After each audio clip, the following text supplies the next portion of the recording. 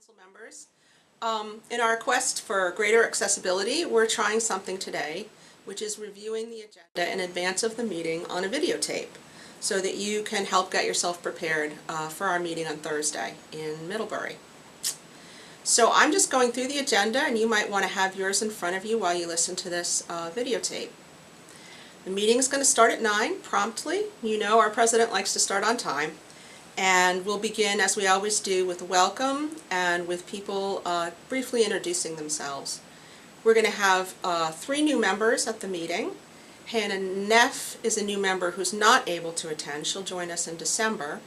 And then we will have self-advocate Kaya Andrews from Waterbury there, and Steve Kieselstein, a parent from Burlington, and Gina Carrera, a parent from Essex and also a LEND graduate, somebody who's graduated from the leadership series on neurodevelopmental disabilities.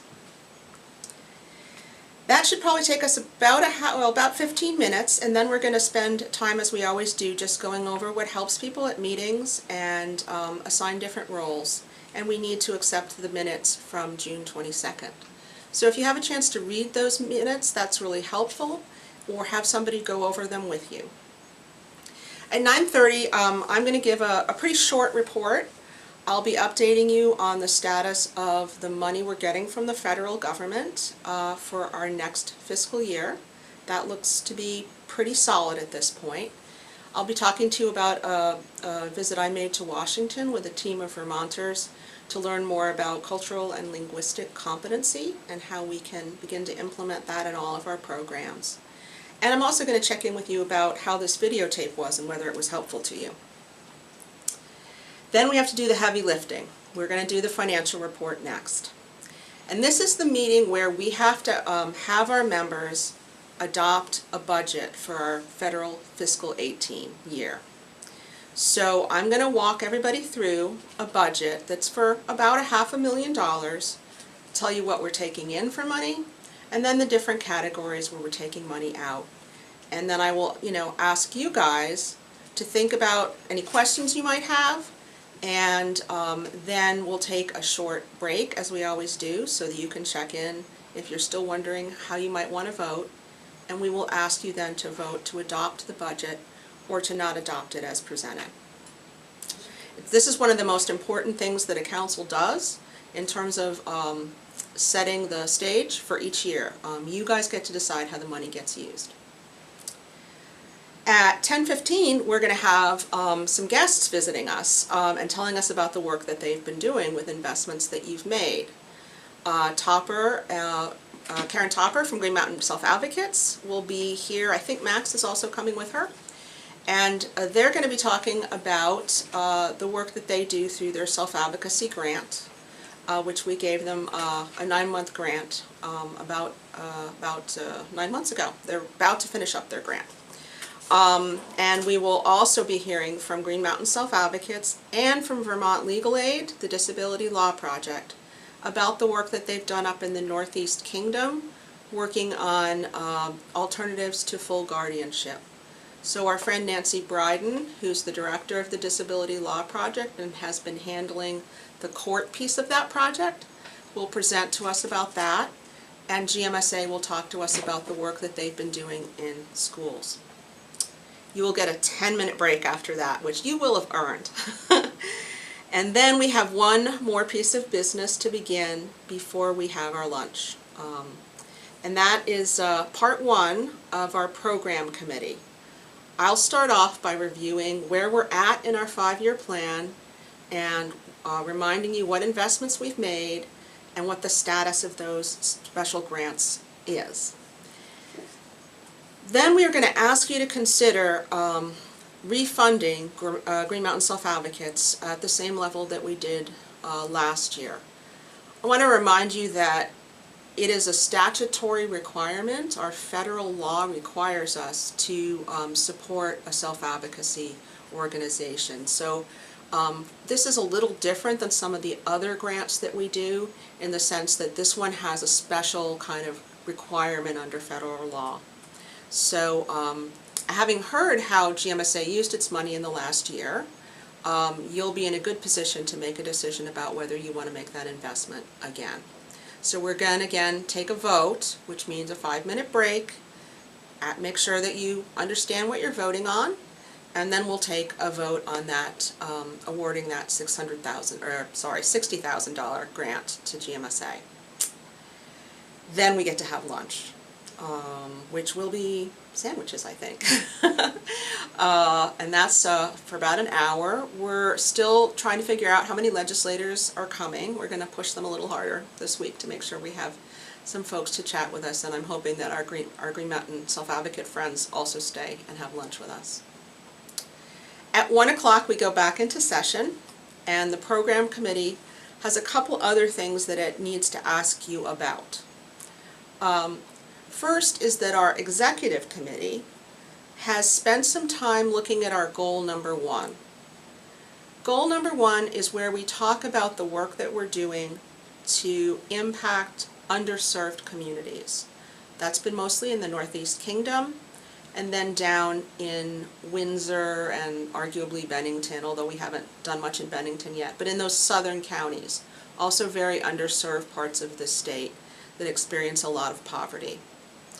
And as we've been looking at that goal as an executive committee and as a program committee, we think it might be a little too narrow.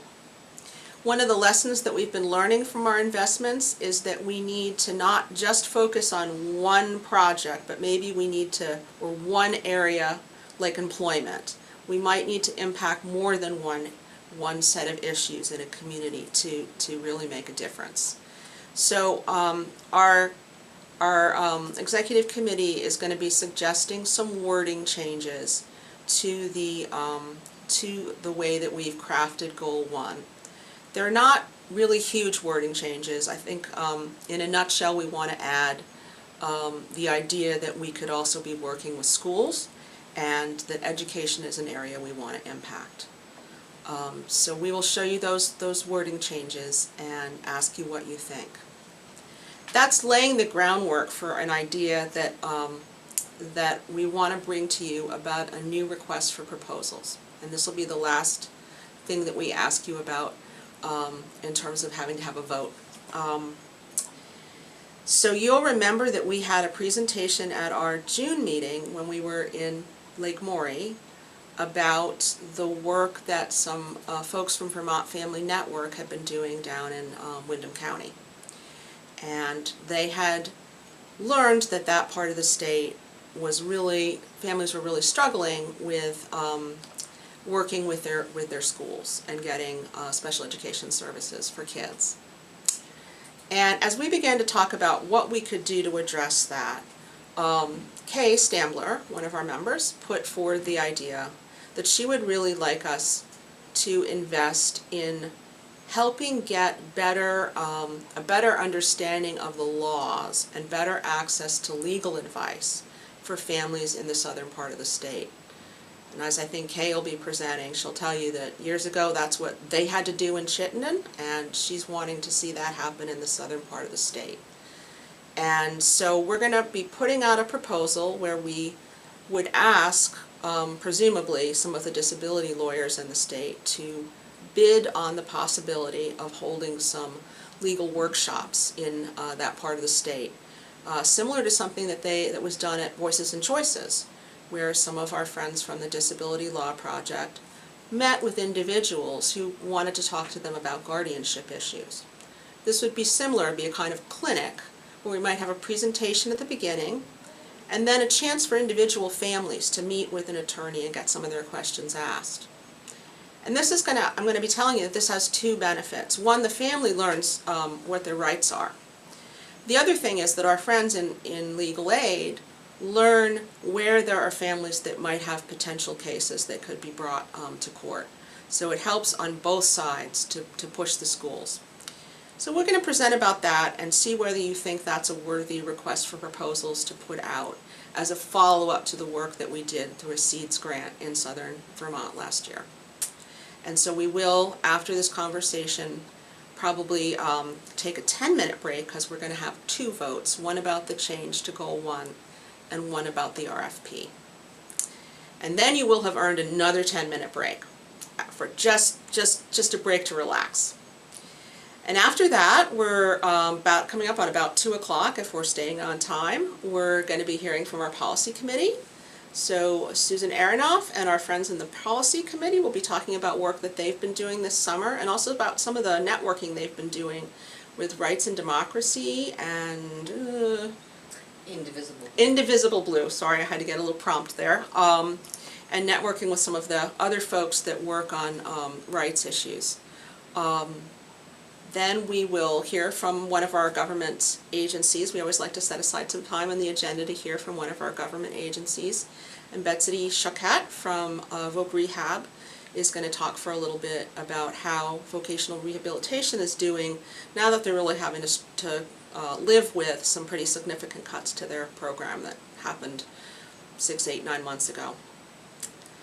We'll be ready for public comment after that. It's just a time if anybody was attending the meeting from the public, they're welcome to make any comments. And at 3 o'clock we'll adjourn and we'll be ready to send you home. So I look forward to seeing everybody Thursday in Middlebury. Thank you.